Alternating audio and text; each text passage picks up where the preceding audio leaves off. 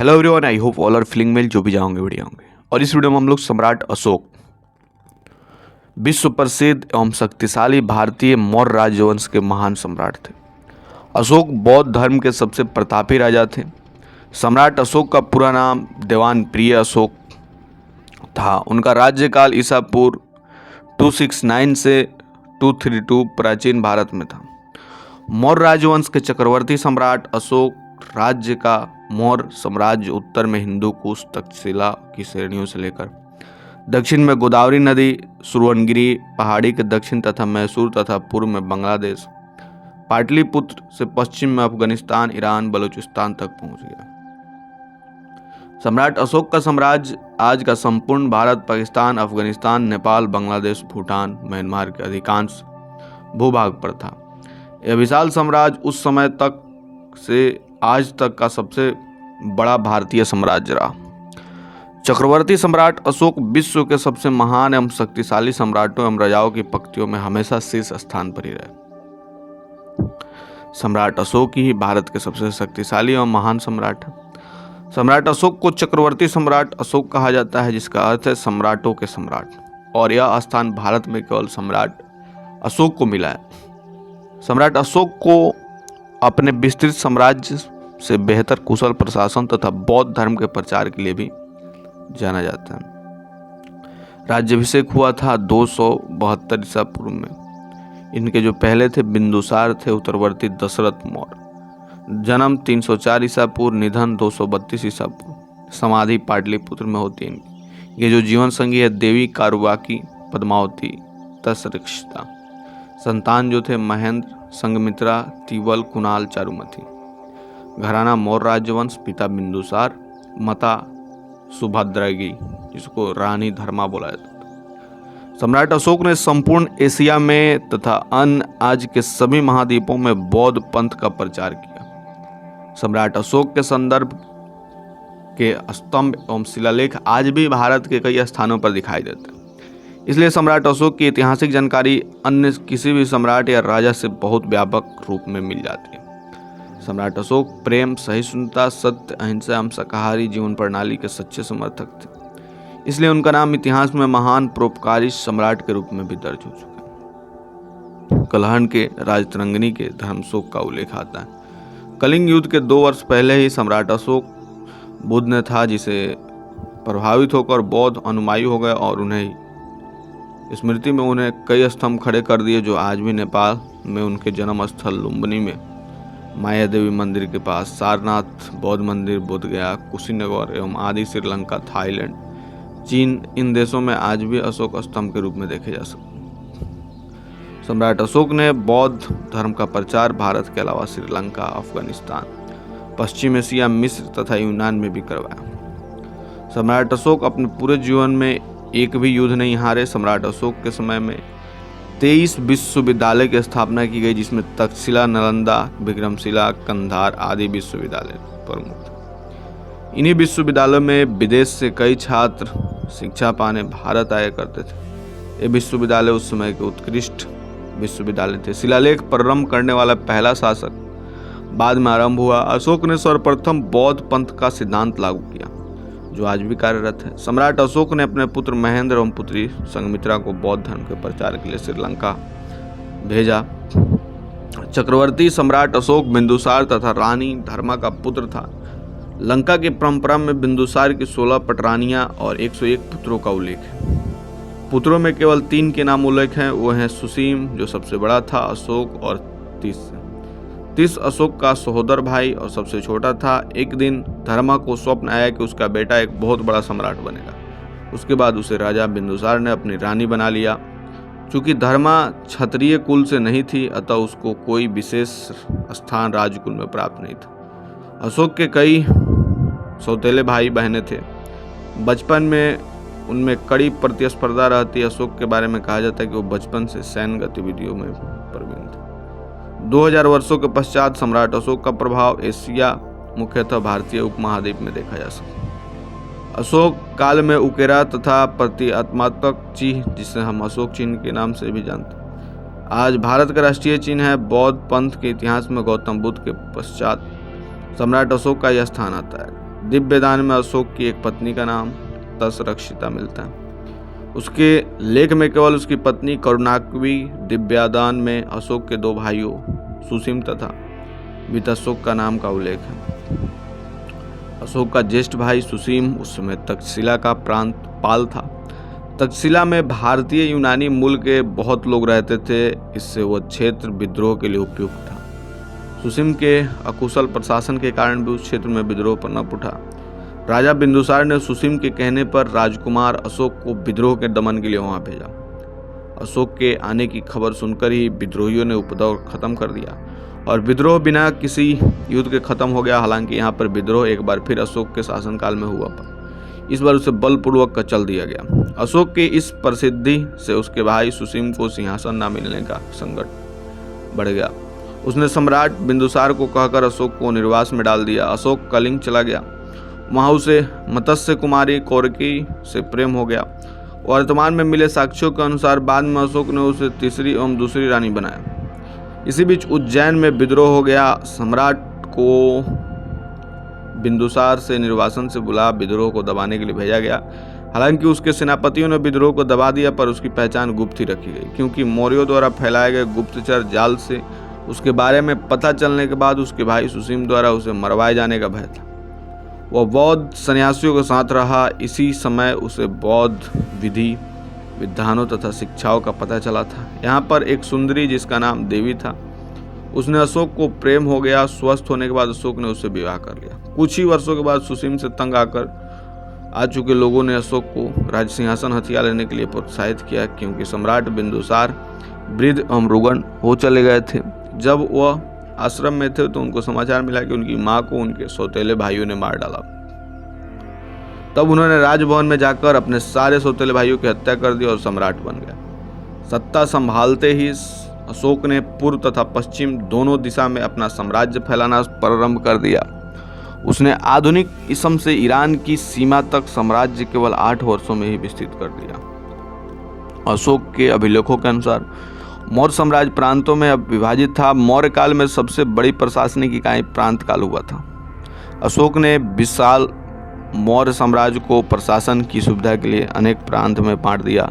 अशोक के समय 5 प्रांत हुआ करता था: उत्तरापथ, अवनति राष्ट्र, कलिंग प्रांत, दक्षिण प्रांत और प्रासी एवं प्राथी। चक्रवर्ती सम्राट अशोक ने अपने राज्याभिषेक में कलिंग पर आक्रमण किया था। आंतरिक अशांति से निपटने के बाद उनका विधिवत राज्याभिषेक हुआ। 13वें शिलालेख के अनुसार कलिंग युद्ध 100 व्यक्ति बंदी बनाकर निर्वासित कर दिए गए। 1 लाख लोगों की हत्या कर दी गई। 1.5 लाख लोग घायल हुए। सम्राट अशोक ने भारी नरसंहार को अपनी आंखों से देखा। उपगुप्त इससे द्रवित होकर सम्राट अशोक ने शांति, सामाजिक प्रगति तथा धार्मिक प्रचार किया। कलिंग युद्ध ने सम्राट अशोक के हृदय में महान परिवर्तन कर दिया। उनका हृदय मानवता के प्रति दया एवं करुणा से उद्वेलित हो गया।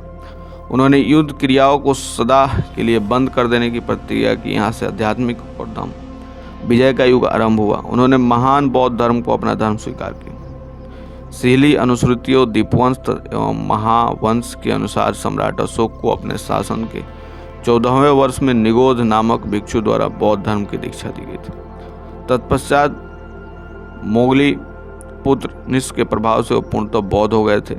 दिव्यदान के अनुसार सम्राट अशोक को बौद्ध धर्म में दीक्षित करने का श्रेय उपयुक्त नामक बौद्ध भिक्षु को जाता है। सम्राट अशोक अपने शासनकाल के 10वें वर्ष में सर्वप्रथम बोध गया की यात्रा की थी। तदुपरांत अपने राज्याभिषेक के 20वें वर्ष में लुम्बिनी की यात्रा की तथा लुम्बिनी ग्राम को करमुक्त घोषित कर दिया।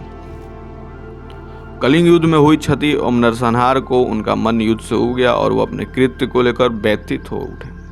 इसी शोक से उबरने के लिए वो बुद्ध के उपदेशों के करीब आते गए और अंत में उन्होंने बौद्ध धर्म स्वीकार कर लिया। बौद्ध धर्म स्वीकारने के बाद उन्होंने उसे अपने जीवन में उतारने का प्रयास किया। उन्होंने शिकार तथा पशु हत्या करना छोड़ दिया। उन्होंने सभी संप्रदायों के सन्यासियों को खुलकर दान देना भी आरंभ कर दिया और जन कल्याण के लिए उनका चिकित्सा पाठशाला एवं सड़कों आदि का निर्माण करवाया। उन्होंने बौद्ध धर्म के प्रचार के लिए धर्म प्रचारकों को नेपाल, श्रीलंका, अफगानिस्तान, सीरिया, मिस्र तथा यूनान भी भेजा। इसी कार्य के लिए उसने अपने पुत्र एवं पुत्री को भी यात्राओं पर भेजा था। अशोक के धर्म प्रचारकों में सबसे अधिक सफलता उसके पुत्र महेंद्र को मिली।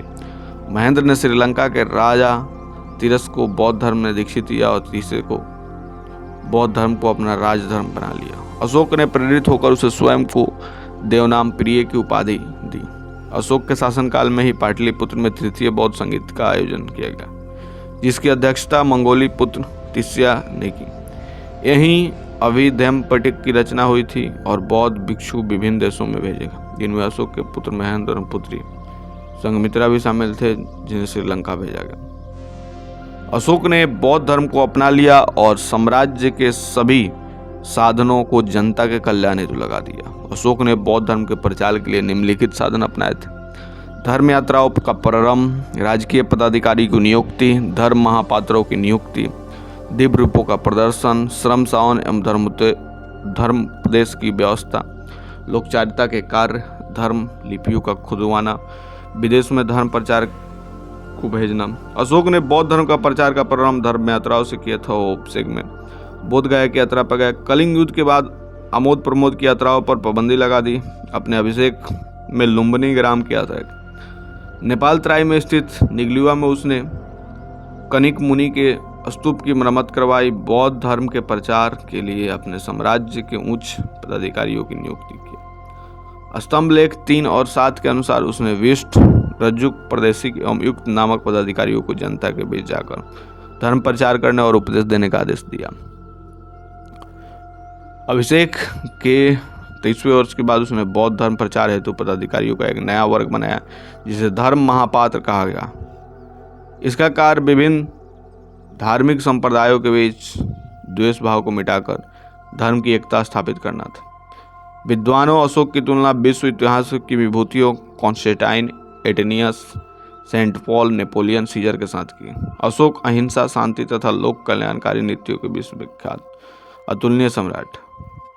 H.G. वेल्स के अनुसार अशोक का चरित्र इतिहास के स्तंभों को भरने वाले राजाओं, सम्राटों, धर्माधिकारियों, संत महात्माओं आदि के बीच प्रकाशमान है और आकाश में प्राय एकाकी तारों की तरह चमकता है।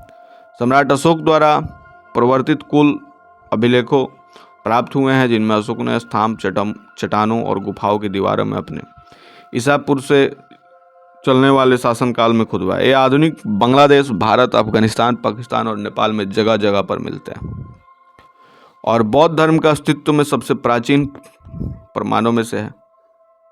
इन शिलालेखों के अनुसार अशोक ने बौद्ध धर्म फैलाने के प्रयास भूमध्य सागर के क्षेत्र तक सक्रिय थे और सम्राट मिस्र तथा यूनान की राजनीतिक परिस्थितियों से भलीभांति परिचित। इनमें बौद्ध धर्म की बारीकियों पर जोर कम और मनुष्य को आदर्श जीवन जीने की सीख अधिक मिलती थी।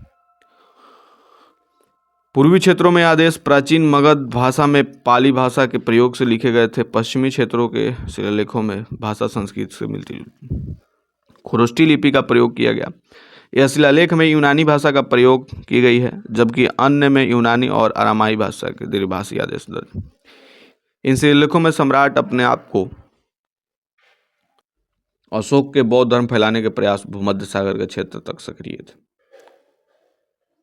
और सम्राट मिस्र और यूनान की राजनीतिक परिस्थितियों से भलीभांति परिचित थे। इन्होंने बौद्ध जीवन धर्म की बारीकियों पर जोर कम और आदर्श को मनुष्य जीवन जीने की सीखें अधिक मिलती है। पूर्व क्षेत्रों में आदेश प्राचीन मगधी भाषा में पाली भाषा के प्रयोग में लिखे गए थे। पश्चिमी क्षेत्रों में शिलालेख में भाषा संस्कृत से मिलती है जुलती है। खरोष्टी लिपि का प्रयोग किया गया। एक शिलालेख में यूनानी भाषा प्रयोग की गई, जबकि अन्य में यूनानी और अरामाई भाषा के द्विभाषी आदेश दर्ज हैं। देवान प्रिय की उपाधि से बुलाते हैं। अशोक ने लगभग 36 वर्षों तक शासन किया, जिसके बाद लगभग 232 ईसा पूर्व में उसकी मृत्यु।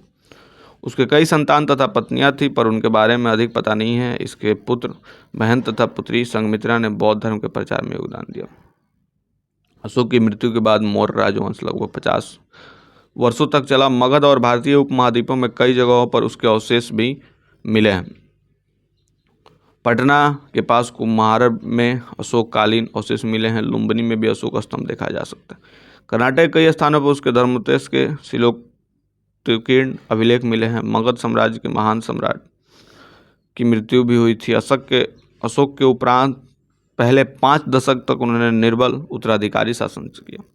जैन, बौद्ध एवं हिंदू ग्रंथों में अशोक के उत्तराधिकारियों के शासन के बाद परस्पर विरोधी विचार पाए जाते हैं। पुराणों में अशोक ने जबकि दिव्य दान के अनुसार शासकों ने अशोक के बाद शासन किया।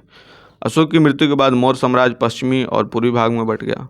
पश्चिमी भाग पर कुणाल शासन करता था, जबकि पूर्वी भाग पर संप्रति का शासन था। पश्चिमी भाग पर बैक्ट्रिया यूनानी का पूर्ण अधिकार हो गया, पूर्वी भाग पर बृहद का। अपने समय के महान सम्राट थे, उन्हें होड़ कोई नहीं कर सकता था। तो ये थी सम्राट अशोक से रिलेटेड थोड़ी सी इन्फॉर्मेशन।